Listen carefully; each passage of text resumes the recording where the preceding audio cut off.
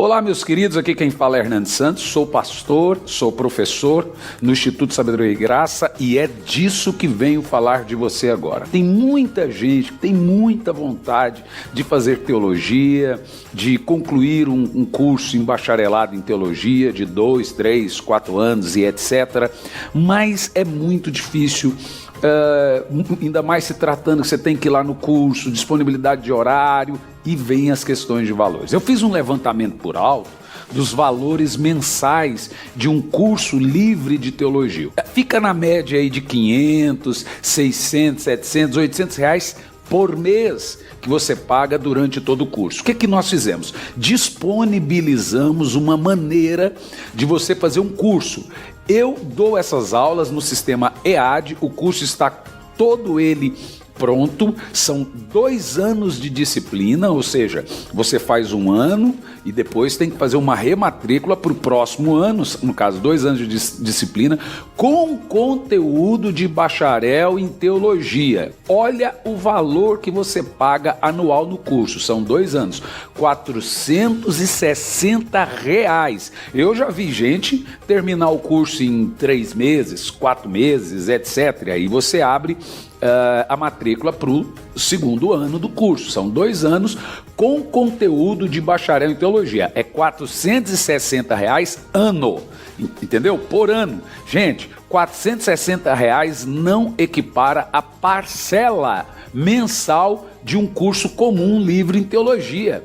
Um curso comum livre em teologia, a média é de 500 para mais por mês. Então você vai fazer R$460 o curso e eu estou dando a aula para você com conteúdo de bacharel em teologia com o sistema EAD. O que é sistema EAD? A gente tira tudo aquilo que é pormenores e vai direto ao ponto. Então tem aula de 1 hora, tem aula de meia hora, tem aula de 15 minutos, tem aula de 20 minutos. Ou seja, tem todas as aulas da teologia sistemática e o certificado chega na sua casa se formando no Instituto Sabedoria e Graça. O que você pode fazer agora? Você vai entrar no site sabedoriaigraca.com, sabedoriaigraca.com, e você vai se inscrever no curso, passa o seu cartão.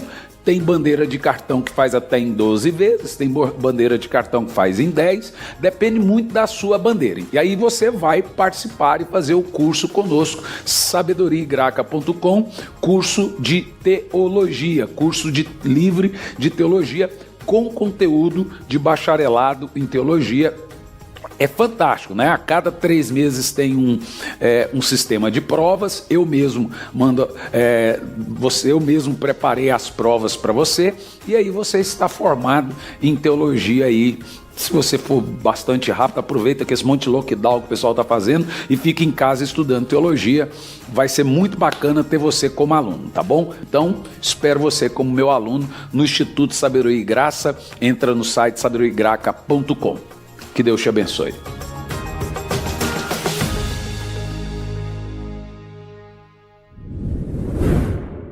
Abra sua Bíblia, Isaías 62, versículos 6 e 7.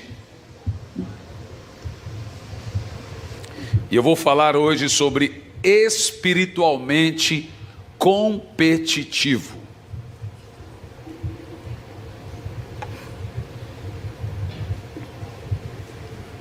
Antes de lermos o texto, deixa eu te dar um pouco de um panorama de um avivamento que aconteceu há muitos anos atrás na Coreia do Sul.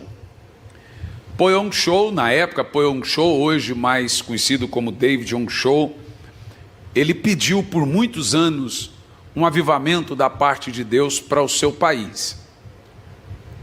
E no período a igreja dele tinha pouco mais de 500 pessoas. Então Deus o comissionou, colocou nele um espírito de oração e ele começou a orar durante anos para que esse avivamento viesse. De fato, o avivamento veio, a igreja saiu de 500 e poucas pessoas para 1.200.000 pessoas. Ainda hoje é a maior igreja do mundo. E a segunda maior igreja do mundo está em Bogotá. Só que aconteceu um fenômeno nesse avivamento, porque enquanto o avivamento aconteceu na Coreia do Sul, ele veio e trouxe evidente, muitos milagres, prodígios e maravilhas, mortos ressuscitando, como Filipe em Samaria, como Paulo em Éfeso e etc. E muitos milagres começaram a acontecer. Mas Po Yong-cho descobriu uma coisa que ele não gostaria de ter percebido. Que aqueles milagres que aconteciam também ali na igreja dele, estava também acontecendo nos templos de yogis, nos templos budistas. Então ele foi disfarçado visitar uns templos de yogis e budistas e viu o paralítico andando lá, viu o cego enxergando. E aí ele entrou em crise e foi perguntar para Deus: Senhor, nós demoramos anos para viver um grande avivamento e esse povo está fazendo milagres aí. Qual a explicação que a gente tem para isso? Ele ficou numa crise. Pare para você pensar. Como se explica? Reinhard Bonk, responsável pelo avivamento na África, que partiu para o Senhor não muito tempo, ganhou 35 milhões de almas na África. Ele conta em um de seus livros que lá na África ressuscitam mortos por magia negra. Os crentes se esqueceram que o diabo também faz milagre. E que o anticristo vai vir com todo o poder de sinais, prodígios e maravilhas. Mais do que isso, nós temos na Bíblia sessão espírita, nós temos na Bíblia milagres, nós temos na Bíblia prodígios, maravilhas que não vieram de Deus. Vou te dar um exemplo. Deus falou: Moisés, desce no Egito e diante de Faraó você vai pegar o cajado do seu irmão e vai jogar, e eu vou transformar esse cajado em serpente. Moisés falou: uau, isso é um milagrão. A hora que o cajado transformar em cobra, todo mundo vai... Beleza, vai lá. Moisés foi, chegou diante de Faraó, jogou o cajado, batata, o cajado virou serpente. Não tinha como Faraó duvidar. Aí o que Faraó fez? Chama lá Janes e Jambre. Veio lá os dois magos, cada um jogou um cajado. Cada cajado transformou numa serpente. E diz a Bíblia o seguinte: não foi só o cajado em serpente, mas à medida que o Moisés ia realizando milagres, os dois magos iam também fazendo, até pragas. Eles iam mostrando para Faraó: ó, também podemos fazer isso, também podemos fazer aquilo outro. E aí você me pergunta, como que isso é possível? Diz a Bíblia que os magos de Faraó realizaram os mesmos milagres que Moisés por suas ciências ocultas. Que coisa esquisita, não? Como que é possível esse tipo de coisa? Vou te dar um exemplo. Em 1834 aproximadamente, nos Estados Unidos começou um fenômeno, um avivamento espírita. É isso mesmo, no meio dos cristãos. E você tem que entender que o kardecismo surgiu no meio dos cristãos, e vou te contar a história. Lá nos Estados Unidos, ali na região de Nova York, começou, uma família se mudou para uma casa, que eles chamam de casa mal assombrada, uma família de presbiterianos, se mudaram para uma casa mal assombrada, e a casa fazia barulho, de noite acordavam com barulho de palma. Vocês já assistiram isso em algum filme?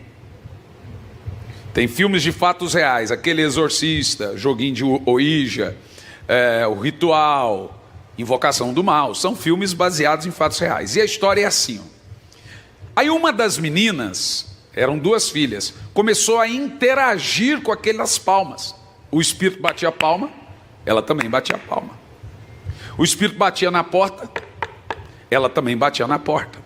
E aquilo foi uma coisa tão surreal, mas tão surreal, que ela começou a interagir com esse espírito. Surgiu ali um movimento de que os espíritos das pessoas estavam tentando interagir com os vivos. Isso foi tão louco nesse período nos Estados Unidos, que em menos de 10 anos tinha 100 mil pessoas crendo na ideia de que os espíritos ficavam no ambiente para se comunicar com os familiares. É Hollywood, é o que você vê hoje em Hollywood. Vocês amam aquele filme A Cabana, né? Filme bonito, né? Você só se esqueceu que ele termina no final, o pai morto, tudo um fecho de luz, e o pai morto, depois de morto, vindo pedindo perdão para o filho. O nome disso é kardecismo, gente. Kardecismo acredita, todo mundo vira luz e ele se comunica, mas você esqueceu dessa parte no filme, né? Só no final do filme você entendeu que o filme era esotérico, né? Isso é kardecismo. E aí, essa crença nos espíritos foi para a Europa, na França e na Inglaterra.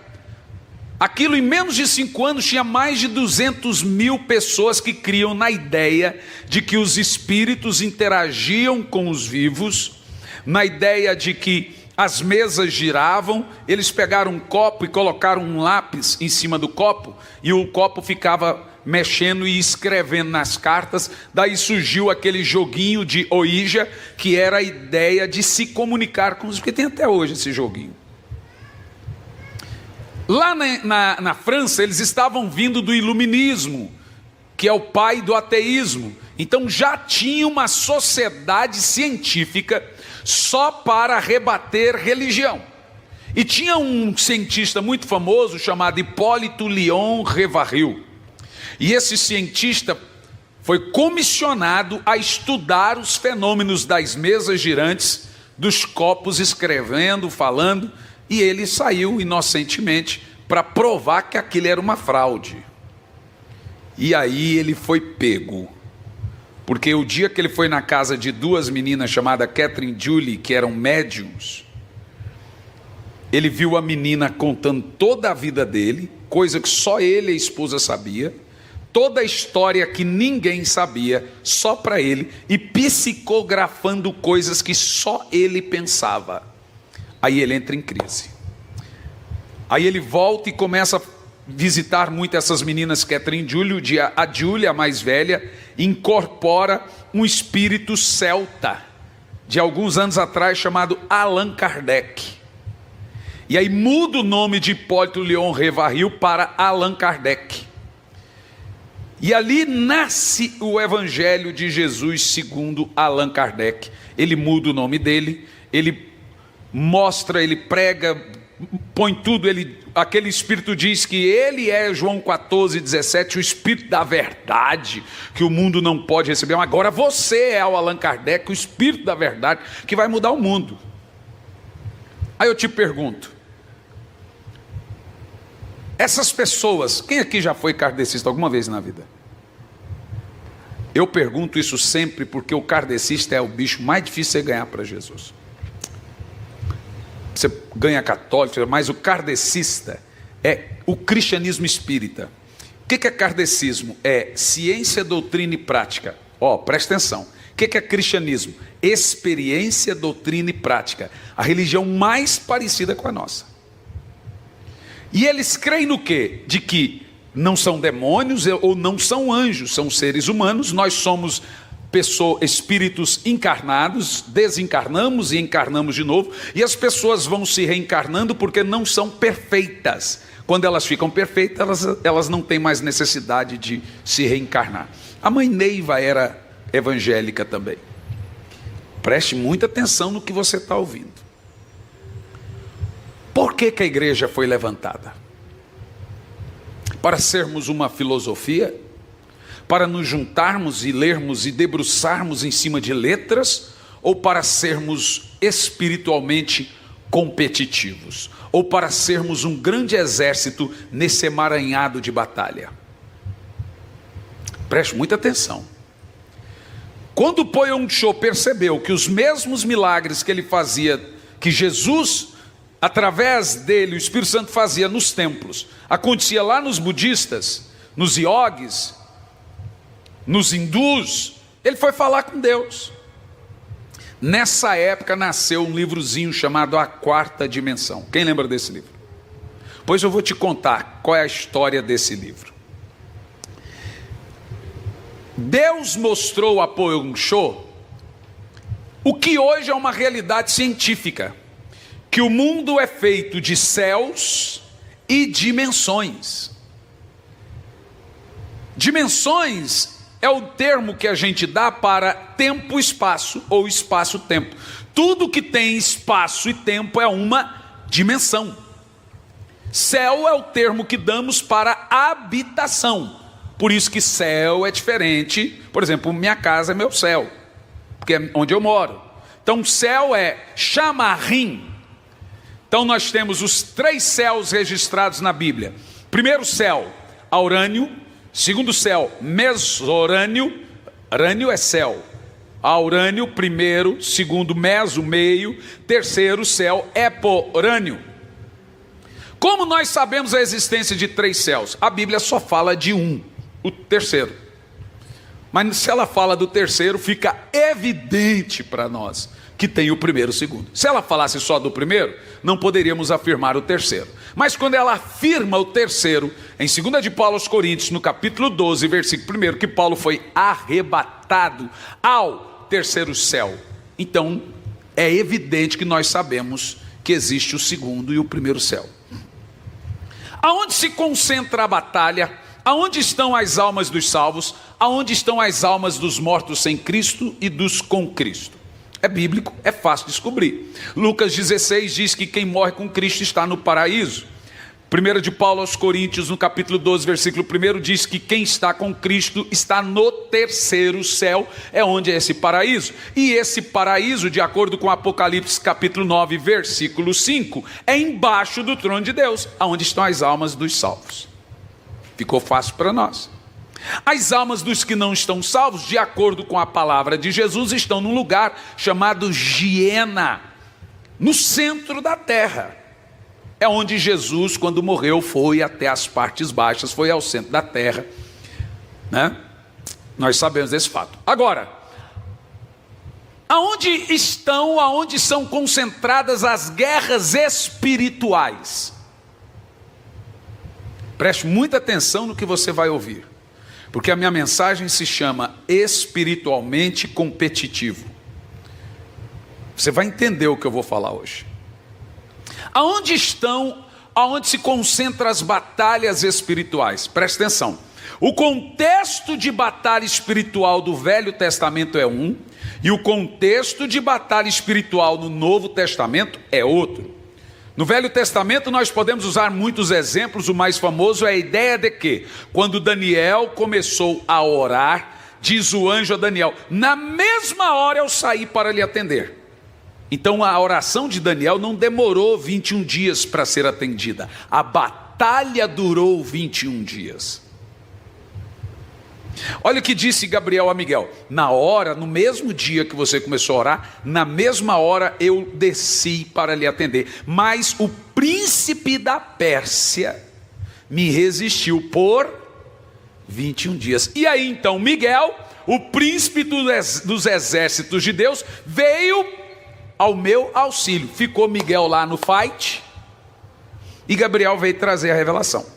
Então, qual a ideia que nós temos ali de batalha espiritual? Aonde foi essa guerra? Nós só temos 3 céus.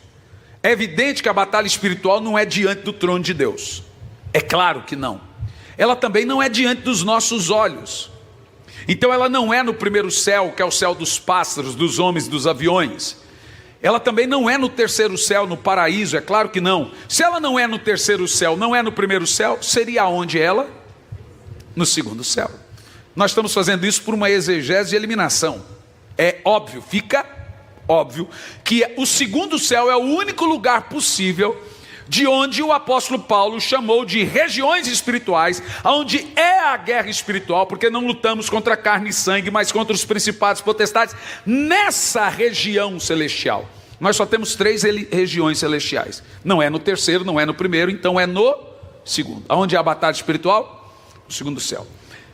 Como sabemos que no Novo Testamento o contexto de batalha espiritual mudou? Porque no Velho Testamento você orava e, como entendemos, a sua oração chegava no céu, mas havia uma batalha para ter o retorno disso. Não tem isso no Novo Testamento, porque hoje, de acordo com Romanos capítulo 8, versículo 26, versículo 27, porque o mesmo Espírito nos ajuda em nossas fraquezas. Por que nós somos fracos? Porque não oramos como convém. Você já leu isso na Bíblia, Romanos 8 e 26. Agora você tem que ler o resto do texto. Mas o mesmo Espírito suplica pelos santos, ora pelos santos, com gemidos inexprimíveis. O texto está dizendo que no Novo Testamento o Espírito Santo ora por mim quando eu oro. Você está entendendo o que eu estou falando ou não? Agora olha o verso 27. Qual oração que chega no céu quando eu oro? A que sai da minha boca? Não necessariamente, irmãos. Porque o verso 27 diz assim: aquele que sonda o coração. Quem sonda o coração? O Espírito Santo, que está dentro de mim, provocando em mim todas as reações espirituais que eu tenho. Mas aquele que sonda o coração sabe qual é a intenção do Espírito, porque é o Espírito em conformidade com a vontade de Deus que ora por nós. Então a oração que chega diante de Deus nem sempre é a que sai da minha boca, é a que está em conformidade com a vontade de Deus. Graças a Deus por isso. Eu acho que tem coisa que eu oro que o Espírito Santo fala: meu Deus do céu, ainda bem que eu não vou levar isso. Que oração foi essa? Você já armou? Eu louvo a Deus que Deus não ouve todas as minhas orações. Já imaginou se Deus ouvisse todas as suas orações? Quanta besteira você já orou na vida? Louvado o nome do Senhor que Deus olhou e falou assim: meu Deus, não vou ouvir isso. Agora no Novo Testamento, quando você ora, o Espírito Santo não está lá longe de você, ele está no seu espírito, você é o templo, a habitação dele. Então quando você ora, na mesma hora, milésimo segundo, sua oração chegou. E não é só isso, na mesma hora, milésimo segundo, ela é levada. Como que crente ora? A Deus, em nome de Jesus, no poder do Espírito. O que se pode contra o poder do Espírito? Se é no poder do Espírito que expulsamos os demônios, como os demônios podem contra o poder do Espírito? Não podem. Não há guerra contra o poder do Espírito. Não há resistência quando se acessa o poder do Espírito. Se na batalha espiritual de hoje não existe aquele negócio de Daniel, da oração do crente ser resistida por 21 dias, mediante a chegada, a Bíblia diz que a oração do justo, ela é o quê? Poderosa nos seus efeitos.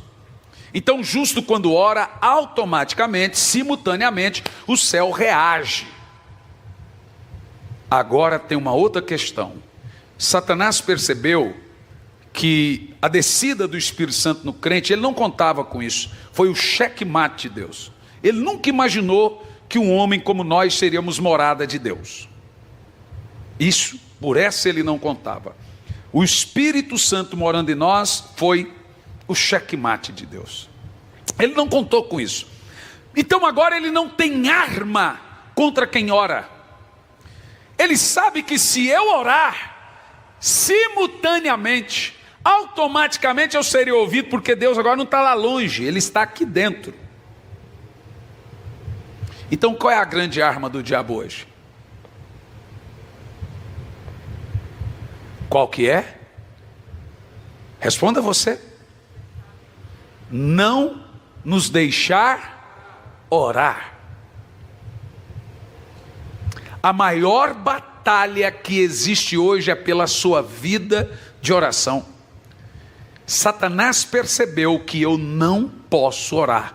Ele mudou o seu raio de atuação e disse: a guerra mudou. A guerra agora é: distraia os crentes.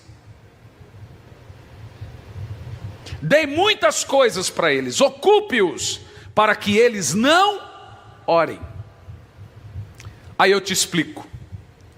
Como vivemos em dias atuais sem sermos espiritualmente competitivos? Porque o que é evangelho? O que é salvação? É transportar o cara do reino das trevas para o reino do Filho de Deus. Toda salvação é uma batalha espiritual vencida. E se o cara morrer e for para o céu, o diabo perdeu, porque ele foi para o céu, não para o inferno. A batalha ganha é quando você é completamente salvo. Você entendeu? Por isso que para nós morrer é vencer guerra, é ganho. Seria derrota se você fosse para o inferno. Percebeu isso? Ser transportado para o reino de Deus é vitória. Você entendeu o que eu estou dizendo? Como Deus mostrou isso? Vou te explicar. Nós temos os 3 céus e temos as 7 dimensões. Como o Senhor pode afirmar biblicamente as 7 dimensões?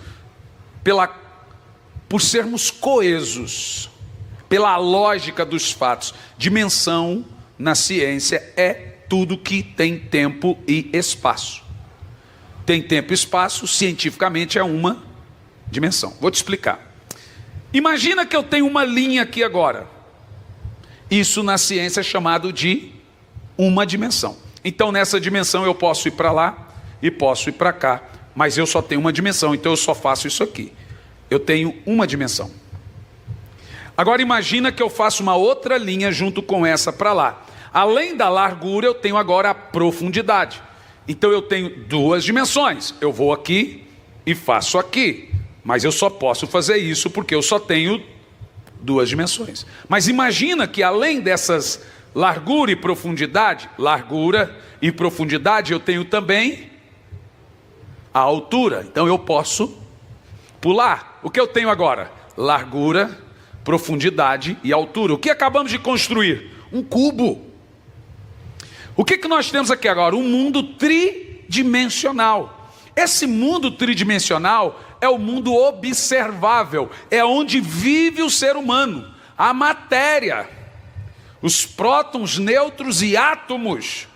E o amor de Deus foi feito para tocar as 3 dimensões: altura, largura e profundidade. Quando Jesus se fez carne, e Ele é o amor de Deus, Ele veio no mundo tridimensional. Isso é o óbvio. Mas existem outras dimensões além dessas 3. Porque essas 3 é onde nós vivemos. Os nossos sentidos foram feitos... Isso é o Covid já, gente. Vocês esquecem coisa do nada. Foram feitos para tocar as 3 dimensões. Olfato, paladar, visão, audição e tato só tocam as 3 dimensões e nada mais. Tudo que você alcança com um desses sentidos é mundo tridimensional. Mas existe uma outra dimensão que a ciência prova, que é a 4ª dimensão. Aonde e o que é a 4ª dimensão? Agora é um mundo não observável, mas existente. É o mundo da estática. É o mundo da energia. É o mundo dos sinais de internet, de telefone e etc. Você não vê energia, mas está lá. Nós temos aqui as câmeras me filmando e jogando na internet. Essas câmeras não criam imagem. Elas não forjam imagem. Elas apenas captam. Quem está me assistindo, ele não está me vendo aqui. Ele me vê através da 4ª dimensão. E a 4ª dimensão ela é feita de cores, sons e imagens. Tanto que o rádio capta a 4ª dimensão. Foi o primeiro mecanismo a captar a 4ª dimensão. E aquele barulhinho que você tinha no rádio, é do espaço. Essa é a 4ª dimensão. Você faz um telefone para a Inglaterra, milésimo de segundos, ele vai lá no satélite e volta na hora. Isso é 4ª dimensão. Você não vê, as tomadas têm energias. Você não precisa ver, não são observáveis, mas estão lá. Não só na 4ª dimensão. Preste muita atenção. Tudo que é tempo e espaço é uma dimensão. Olhe bem o que eu estou lhe dizendo. Nós temos uma 4ª dimensão. Se existe uma 4ª dimensão, nós não estamos falando agora de um cubo. Agora já é um tesserator. É algo além do cubo. Que abraça esse mundo tridimensional, que vai além desse mundo tridimensional, que a ciência chamou de 4ª dimensão. Mas não foi só a ciência. Nessa 4ª dimensão está o reino do invisível, o reino da fé, o reino dos milagres, o reino da batalha. Entende-se 4ª dimensão, tempo e espaço, igual a 2º céu. 4ª dimensão é um lugar de transição, transitório, é um lugar entrincheirado, é um lugar invisível, porém real, é o lugar das batalhas, como a Bíblia menciona, mas não tem só a 4ª dimensão, temos também a quinta. Existe o inferno, gente? Existe. O inferno é no primeiro céu? É no segundo? É no terceiro? Então ele é um tempo e espaço? Então ele não pode ser no sexta dimensão, nem na sétima, muito menos na quarta. Então só cabe espaço para ele na quinta dimensão. Por isso que a gente fala quinto dos infernos. Ou vá para o quinto dos infernos. É uma questão óbvia. Agora estamos falando tanto de ciência como de teologia. O inferno é um tempo e espaço invisível, existente. Então ele está na quinta dimensão. A sexta dimensão é o paraíso, porque é um tempo e espaço. Se não é o inferno, é onde estão, é o céu dos céus. Entende o que eu disse? Tudo que é tempo e espaço é uma dimensão. O terceiro céu é um tempo e espaço, amém? Então também é uma dimensão. Você está sentado numa cadeira, ela tem uma dimensão. É uma cadeira que tem a sua dimensão, tem suas medidas. Tudo que é tempo e espaço é dimensão. E Deus? Deus mora em algum lugar? A Bíblia diz que sim, que Deus é espírito invisível e imortal. Ele habita numa luz inacessível que o homem jamais viu e nunca verá. Bom, Deus então está em uma dimensão, num tempo que não é contado, ninguém nunca foi nem vai ver. Então, Deus não está na primeira, na segunda, na terceira, na quarta, muito menos na quinta. Apesar dele ver tudo e direcionar tudo, ele só está na sétima dimensão. E a Bíblia diz céu dos céus. Por isso que o paraíso é embaixo desse trono de Deus. Entendeu o que eu disse? Agora observa um pouco sobre a quarta dimensão. Deus falou para David Onshore que a quarta dimensão é um mundo habitado de espíritos. E lá tem espírito do ser humano, espírito humano. Lá tem espírito do diabo, espíritos malignos. E lá tem espíritos de Deus. No caso, homens que oram, anjos e etc. As nossas orações transitam pelo segundo céu. Elas transitam pela quarta dimensão. Olha como Satanás faz as coisas. Ele tem acesso à quarta dimensão. O diabo influencia a internet. O diabo influencia o rádio. O diabo influencia a televisão. O diabo influencia a natureza. Sim, senhor. Jesus não repreendeu o vento e o mar? E aí serenou? Ok. Então o diabo tem acesso. O diabo faz milagres? Faz. Claro que faz. Ressuscita? Ressuscita. Ou você se esqueceu que na sessão espírita de Saul, a Mubruxa teve o poder de simular um Samuel ali para Saul. Você se esqueceu que a Bíblia proíbe a consulta aos espíritos ou acessar um reino espiritual sem que isso seja com o auxílio de Deus, no poder do Espírito. Deus levantou a igreja para que ela tenha a chave do reino espiritual, mas no poder do Espírito, não sem ele. Hipólito Leon Revaril, Allan Kardec, entrou lá sem Deus, foi capturado. Tia Neiva entrou lá, foi capturado. Muitos pastores tiveram acesso tanto à espiritualidade e não se mantiveram em oração e foram capturados e continuam fazendo milagres na carne. Curamos no seu nome, profetizamos no seu nome, fizemos milagres no seu nome, e pior. Mateus 7, a partir do versículo 21.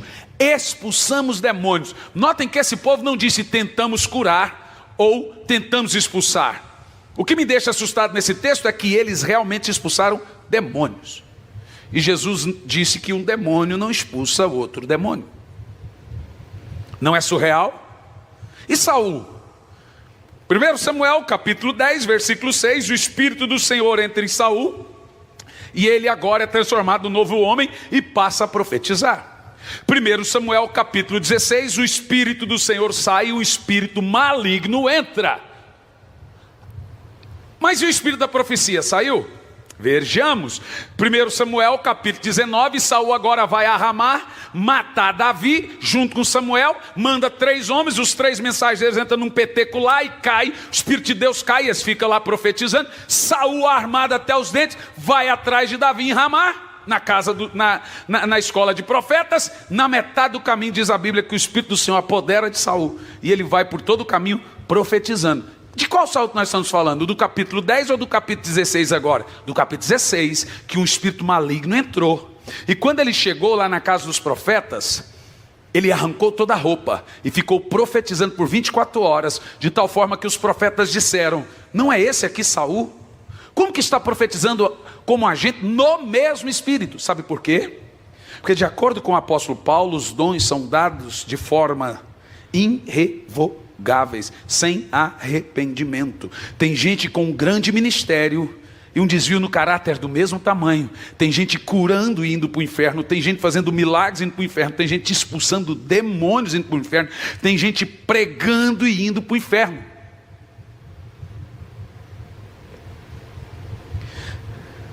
Porque o dom ele foi feito para você acessar o reino espiritual, em outras palavras, a 4ª dimensão. E um dia isso acontecido vai sempre acontecer. Mas isso não está dizendo que alguém que tem dom, tem também o dono do dom.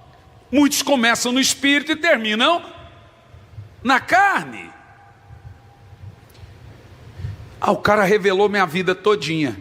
Eu queria que você tivesse com Paulo, quando a pitonisa revelou a vida deles todinho. E aquilo estava irritando Paulo, e a mulher revelava Paulo todo dia, aquilo irritava Paulo, e as pessoas ficavam ricas às custas da mulher, e ela falava a vida a todo mundo. Um dia Paulo cortou o umbigo dela com a 4ª dimensão, fez assim, ó. Nunca mais ela pôde adivinhar, trouxe pobreza para os daquela época, meteram Paulo na cadeia. Foi nessa que Paulo e Silas foi para a cadeia. Porque Paulo falou, você não vai mais ter esse acesso ao reino espiritual. Foi assim, pá! Repreendeu o espírito de adivinhação. Tem 3 maneiras de você acessar o reino da batalha. Quando o diabo te leva. Então lá no espiritismo eles fazem cura, eles acessam esse lugar, os demônios enganam eles, falam. Eu fui expulsar uma irmã da igreja, falou, pastor, vem aqui, minha filha está endemoniada, e a filha mais velha tinha se matado, e aí eu fui lá, a mais nova endemoniada. Quando eu cheguei, a mais nova sentou na cama, mudou a fisionomia e falou com a voz da mais velha. Aí a mãe falou, minha filha! Eu falei, irmã, você bebeu? Pastor Melo está falando coisa que só eu sabia. Mas é um demônio. Você não mesmo me trouxe aqui para expulsar um demônio? E aí as pessoas são tragadas, porque tem cura, porque tem engano. Olha, Saul foi enganado. Olha, quem você vê? Samuel. Diz a Bíblia que Saul entendeu que era Samuel. A Bíblia não diz que era Samuel. Foi Saul que entendeu que era Samuel, porque ele viu. O que o diabo faz? Esse é o conteúdo nosso. Ele pega as pessoas e acessam elas. No satanismo tem a viagem astral. No espiritismo tem a viagem transcendental. Na Goécia se controla os demônios e põe eles para trabalhar para você. E no cristianismo, a gente expulsa eles em nome de Jesus. Sabe para que Deus levantou a sua igreja? Foi para isso. As portas do inferno não prevalecem contra o meu povo. Deus nos levantou. Jesus disse, olha, esse reino é perigoso, eu estou aqui expulsando demônios, vocês estão vendo eu expulsando demônios, vocês estão vendo eu fazendo milagres, mas agora eu vou dar uma chave para vocês. Vocês terão acessos a um reino que antes vocês não tinham, vocês entrarão num terreno minado que antes vocês não entraram, mas a Bíblia deixou uma linguagem chamada linguagem da oração, linguagem da santificação, porque nós vivemos numa intensa batalha e Jesus diz, levantarei a minha igreja e as portas do inferno não prevalecerão contra ela. dela, pisarão em serpentes e escorpiões, e sobre todo o poder do mal não lhe fará mal algum. 1000 cairão ao teu lado, 10.000 à tua direita, mas você não será atingido. Virão por 7 caminhos fugirão. E agora a Bíblia diz: eu lhe dou poder e autoridade. Vão, expulse os demônios, vão e cure os enfermos. Você acha que quando você ora, você está acessando o quê? O poder.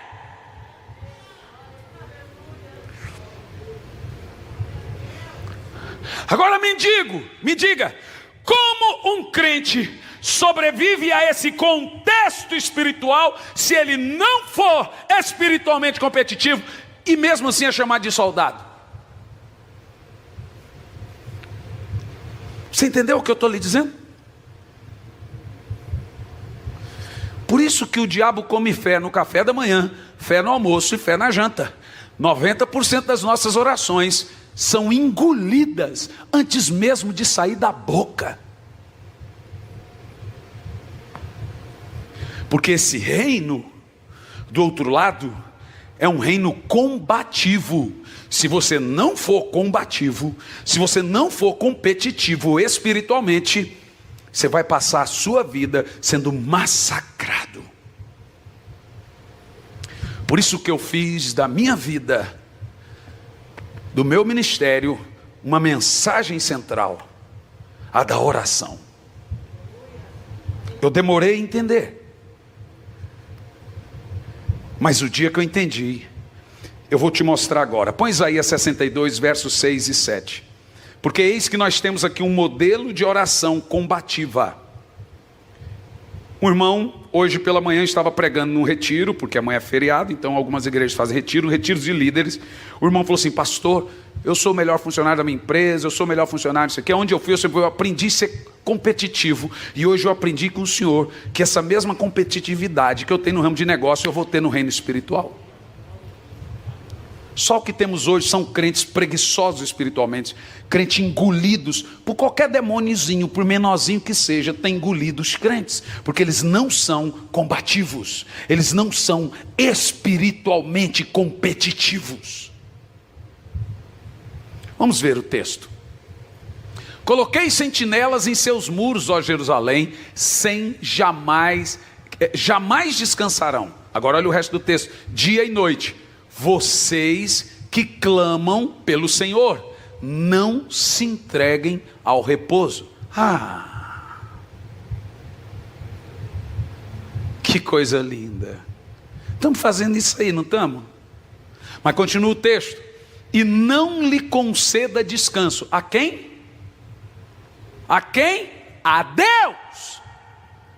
Até quando? Até que? O texto aqui está dizendo que eu não posso deixar de combater até que. 3 pontinhos. Até que. Preste muita atenção. Nós nunca devemos nos esquecer que o Deus Todo-Poderoso governa o mundo e Ele não é um Deus ausente. A mão de Deus, gente, ela está regulando todos os negócios dos homens. Em Salmo 11:4 diz: seus olhos examinam os filhos dos homens. Aí eu quero lhe fazer uma pergunta aqui nessa noite, para você entender o que eu estou falando. Como Deus governa a sua igreja? Eu sei que o que você vai ouvir aqui é pesado, mas ainda assim é verdadeiro. E eu não vou falar para magoar você, nem lhe conheço de fato. Eu vou falar porque é verdade. Como Deus governa a sua igreja? Você sabe como funciona o sistema de Deus de governo da sua igreja, o sistema espiritual? Não estou falando de governo eclesiástico, falando que como Deus governa a igreja. Preste atenção, só tem um jeito que Deus governa a sua igreja. Deus governa a igreja pela oração. Deus governa o crente pela oração. E Deus governa seus ministros pela oração. Então escute bem, nada é mais importante para Deus do que a oração em se tratando de lidar conosco. Vou te dizer de novo. Quando Deus vai lidar comigo, nada é mais importante do que a oração. Só tem um mecanismo de comunicação estabelecido por Deus: o da oração. Deixa eu te falar, você pode conseguir algumas coisas com alguém orando por você, mas a maioria delas Deus vai falar: vem lutar comigo. Nenhuma intercessão mudaria a vida de Jacó, ele teve que lutar a noite toda. Nenhuma intercessão mudaria a vida de Moisés, ele teve que vê-lo face a face. Nenhuma intercessão mudaria a vida. Tem coisa que você consegue com intercessão, mas a maioria delas Deus vai dizer: vem olhar no meu rosto e falar comigo, eu estou te esperando, vem aqui, vem passar a noite comigo. Vamos, gaste tempo, eu quero saber o que é que você quer.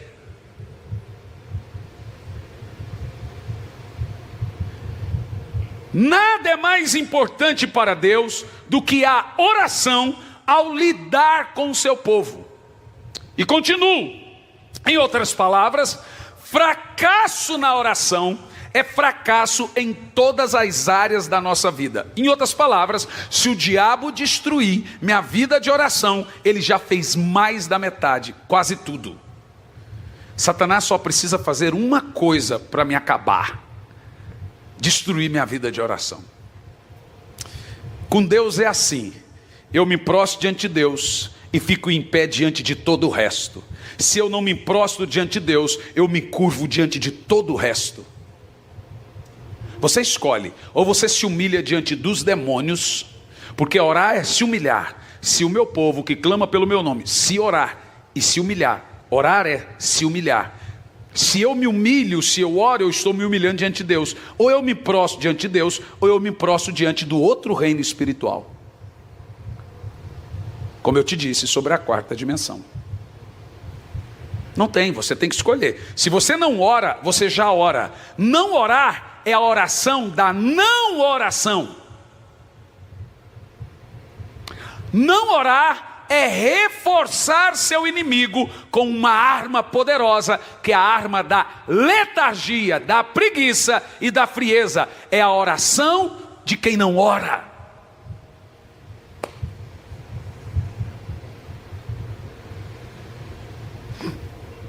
Se nós fracassarmos na oração, seremos fracos em todas as frentes de batalhas na nossa vida. A nossa oração, deixe-me te explicar isso. A oração, gente, é a nossa principal arma de batalha. Nós temos muitas armas de batalha, mas a oração é a principal, porque a oração é a arma que ativa todas as outras. Quando eu oro, eu ativo todas as outras armas espirituais. Nós temos o nome de Jesus, nós temos o sangue de Jesus, nós temos a palavra, nós temos a mão de Deus. Então, em oração, nós ativamos todas as demais armas. Então, em oração, eu aciono o nome de Jesus. Em oração, eu aciono o sangue de Jesus. Em oração, eu aciono a fé para milagres. Em oração, eu movo as mãos de Deus. Sem oração, então, eu não aciono nenhuma arma. Olha a gravidade que nós estamos vivendo quando não oramos. Nós estamos num reino espiritual, porque nós só vemos o mundo tridimensional, mas ele é amplo e não conseguimos ver um palmo diante dos nossos olhos, porque um crente carnal mede tudo pela sua régua.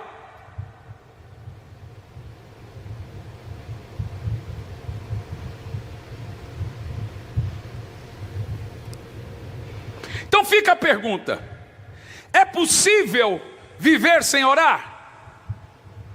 Quando Jesus veio no mundo tridimensional, ele teve que orar. Ele era de oração.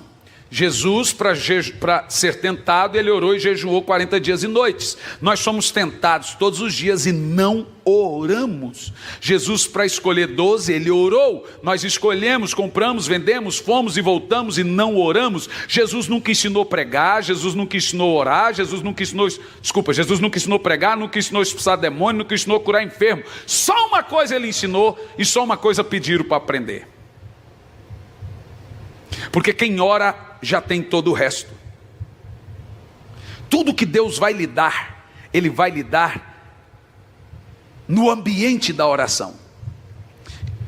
Quem dobra o joelho para orar são os que ainda recebem visitas de anjos.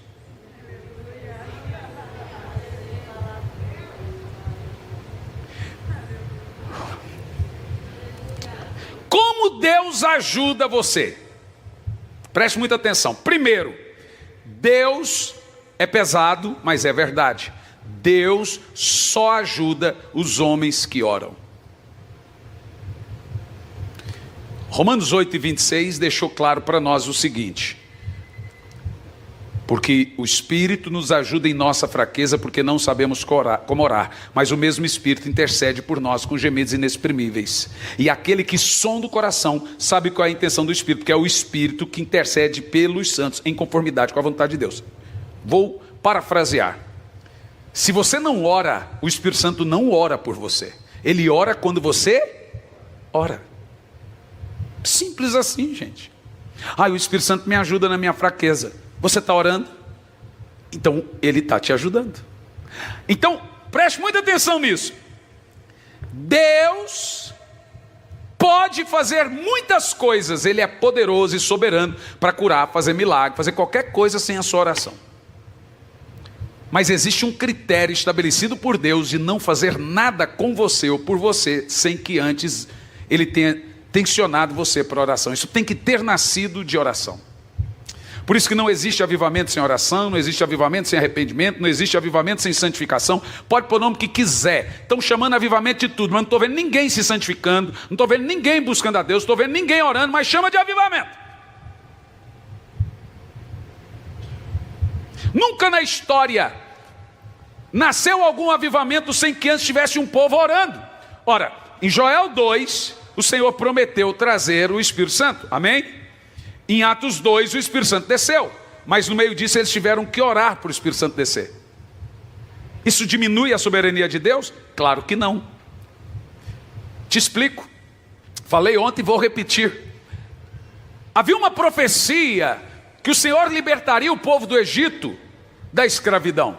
Mas por que eles ficaram por 400 anos escravos? Na fala de Deus a Moisés está lá. Moisés desce no Egito, porque eu ouvi a oração do meu povo. Por que eles ficaram 400 anos? Porque não oravam. Mais do que isso, Deus pegou Ezequiel, antes do povo ter sido exilado para a Babilônia, e disse: Ezequiel, eu procurei alguém que estivesse orando pela nação para que ela não fosse destruída, e a ninguém encontrei, por isso a nação foi destruída. Jesus disse: ore para que o Senhor da seara envie obreiros. Deus pode salvar o mundo sem você orar, mas Ele mandou você orar para que isso aconteça. Paulo disse: o nosso irmão Epáfras está lutando por nós em oração. Oh meu Deus! Todos os feitos de Deus são condicionados por um critério de Deus, não meu. Deus estabeleceu. E quando eu oro, eu estou dizendo que creio no que Deus falou. Não orar é não crer no que Deus falou, na promessa. Quando eu oro por uma promessa já prometida, eu estou dizendo que creio na palavra que sai da boca dele. Isso é viver da boca de Deus, é viver da palavra. Eu oro por coisas que Ele me prometeu, então eu creio que a promessa é verdadeira. Se eu não oro, eu não creio que a promessa é verdadeira. Deus ajuda os homens que oram. Nós devemos entender que Deus ajuda os homens através da oração. Sem oração, Deus... Agora preste atenção no que eu vou dizer, porque isso é muito importante, porque o critério da oração é um critério estabelecido por Deus, não por mim. Sem oração, Deus a si mesmo se coloca em uma posição, Deus a si mesmo, não eu, Deus a si mesmo se coloca em uma posição que Ele não pode ajudar os homens, porque Ele estabeleceu um critério de comunicação. Pedi e dai-se-vos-á, batei para abrir, buscar para achar, clama para ser respondido, esperei com paciência no Senhor. Aí tem gente que fala assim: não, eu estou esperando no Senhor. Mas como é que Davi esperou? Ele jogou para Deus e falou: não, já está na mão de Deus, agora vou esperar. Não, a Bíblia diz como Davi esperou. Ele diz: esperei com paciência no Senhor, ele se inclinou para mim e ouviu o meu clamor. Então ele esperou, jogando para Deus, ele esperou em oração. Deus ouviu a oração, não foi assim, Senhor, está na sua mão. Não, ele esperou orando. Glória a Deus. Então oração, gente, é uma regra estabelecida por Deus para nos atender através da comunicação. Como podemos alcançar alguma coisa de Deus sem orar? Jamais. Toda a vida espiritual, material do cristão, familiar, emocional, é influenciada na oração. Segundo lugar, por que a oração interessa tanto a Deus? Na realidade, os planos de Deus para nós são condicionados pela oração. Atenda isso aí, ó. Os propósitos de Deus para nós são condicionados à oração. A vontade de Deus para nós são condicionados à oração, como já lemos. A nossa santidade é condicionada pela oração. A nossa espiritualidade é condicionada pela oração. Entenda, todos os majestosos dias de poder de Deus na terra nasceram de corações que estavam engajados e envolvidos em oração. E Deus participava desses grandes moveres à medida que os homens e mulheres oravam. O teste real da evidência do Espírito Santo no crente está em sua vida de oração e na total dependência de Deus. E isto é mostrado quando você ora. A medida, a estatura espiritual do crente é determinada pela sua vida de oração. O diabo não tem medo quando eu subo aqui para pregar. O diabo tem medo quando eu entro no quarto para orar. Satanás não teme grandes pregadores. Satanás não teme homens e mulheres famosos. Satanás teme homens e mulheres de oração. Eu já vi grandes pregadores caírem, grandes cantores caírem, mas eu nunca vi quem ora cair.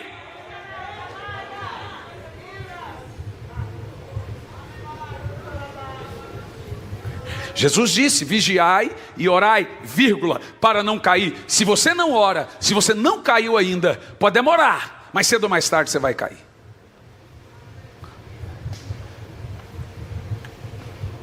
Leonard Ravenhill era um pouco mais radical do que eu estou dizendo. Ele dizia o seguinte: o crente que não ora está desviado. O pastor que não ora no mínimo 2 horas está morto espiritualmente.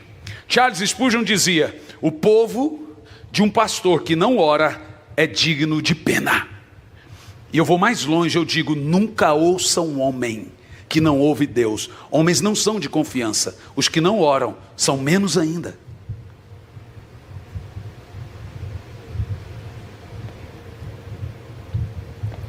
Por quê, gente?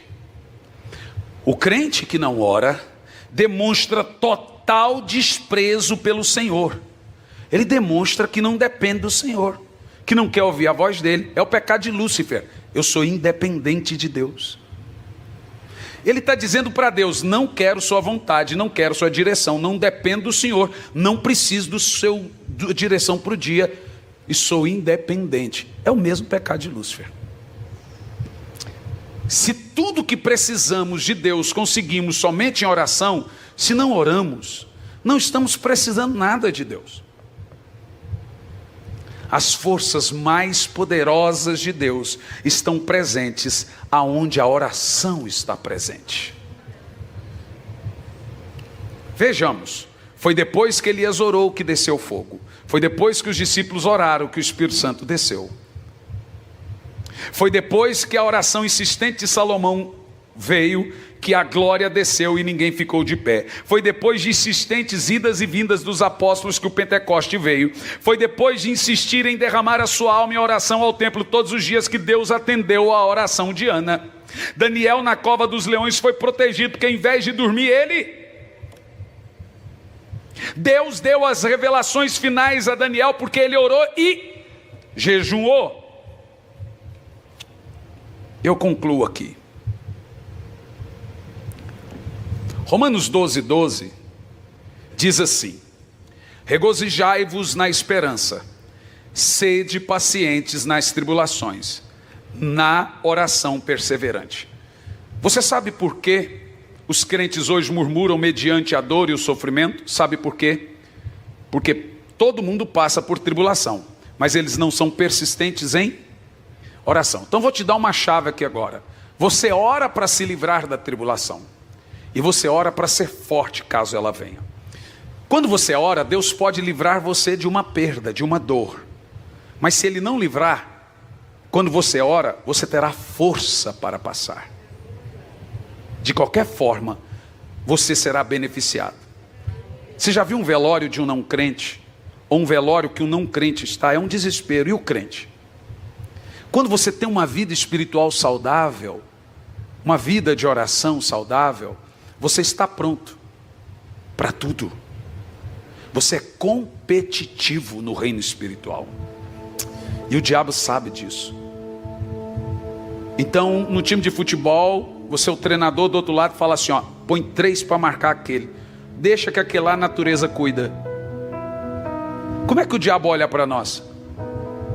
Porque o crente que ora, ele é famoso no céu e no inferno. Ele é conhecido de Deus e dos demônios.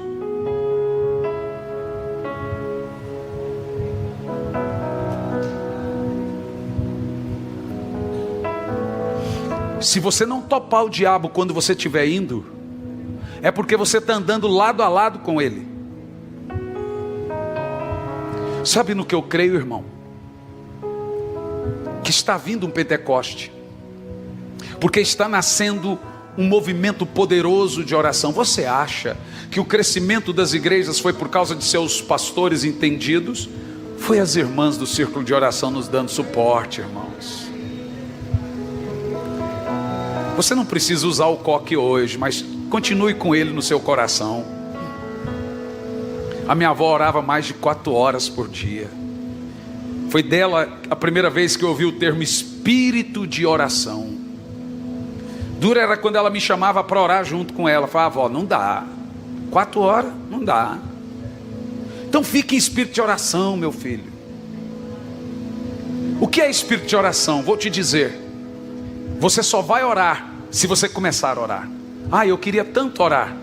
É igual pecar. Ninguém peca pecando. Você só peca se parar de pecar. Você só para de pecar parando. A oração você só ora quando você começa. Então oração é orar para continuar orando. Então eu começo a orar agora, não é amanhã. Oro. Amanhã eu oro de novo. Eu oro até quando eu não estou com vontade. Porque a oração não é só um meio que eu consigo de Deus o que eu quero. É como também Deus consegue de mim o que Ele quer. É em oração que a vontade de Deus é realizada na minha vida. Você viu isso na oração do Pai Nosso? Pai Nosso estás nos céus, etc, etc, etc. Lá no final ele diz, seja feita a sua vontade, se na terra como no céu. Mas ele está falando do quê? De oração. Em oração eu descubro a vontade de Deus para a minha vida. Então oração não é só como eu consigo de Deus o que quero. É como Deus também consegue de mim o que Ele quer. Então eu não posso orar só quando eu quero. Eu tenho que orar. Eu não posso abandonar a oração. Eu estou correndo risco. Meus filhos estão correndo risco de viverem doença, de pegar alguma coisa grave, de ter alguma coisa, porque se eu não orar, eu não estou sendo competitivo nesse reino espiritual cheio de doenças, de retaliações, de dardos inflamados do maligno, de ideologias. Você precisa urgentemente entrincheirar-se na oração, ter um lugar e um horário, como o texto de Isaías diz. Olha o que o texto diz: não descansem e não deis descanso ao Senhor, até que, eu vou dizer, até que Ele restabeleça Jerusalém. Essa palavrinha até que é a mesma do Pentecoste. Eles oraram até que do alto veio o poder. Você tem que orar até o milagre acontecer. Você tem que orar até sua família se converter. Você tem que orar até o fogo descer. Você tem que orar até o avivamento acontecer. Por isso que para mim avivamento é um caminho sem volta. Sem volta. Eu estou orando até vir. Como o Senhor prometeu, esse Pentecoste de Atos não é só para vocês. É para você, para os seus filhos, para os filhos dos seus filhos e um povo lá longe. Eu sou esse povo de longe. O mesmo Pentecoste que aconteceu em Atos fatos vai repetir no meu tempo, no tempo dos meus filhos, e eu estou orando, porque eu não quero. A promessa de Deus não é que meus filhos seriam drogados, é que eles teriam visões. A promessa não é que as pessoas desmaiariam de terror. Nos últimos dias, disse Jesus, as pessoas irão desmaiar de terror pelas notícias que virão. Não é crise de pânico. A promessa de Deus é que os velhos teriam sonhos. Não é doença, não é ansiedade, não é depressão. Eu estou dizendo que uma nova chuva seródia está vindo, um novo Pentecoste está vindo, um novo avivamento está vindo. Mas nós temos que começar a orar e temos que insistir. Tem que nascer um movimento de oração, um grito da nossa alma tem que emergir. Manda fogo até que ele venha. Xaralabás, xerelamás. Fique em pé, fique em pé.